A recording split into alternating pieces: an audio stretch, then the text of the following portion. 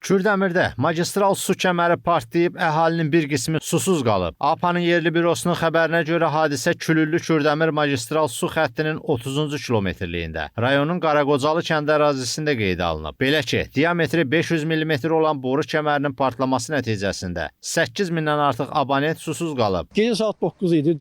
Gördük ki, bütün məhəllə su içindədir hamısı. Bir olmaz axı, bu niyə belənçik deməyə başlamışıq bu. Hara deyək dərdimizi, kimə deyək dərdimizi bəs biz. Ayda bir dəfə birinci su basa bizim məhəllənin.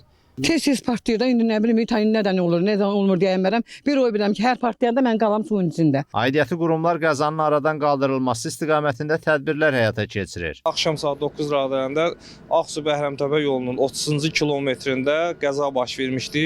Qəza baş verən an suyun verilişi dayandırılmışdı.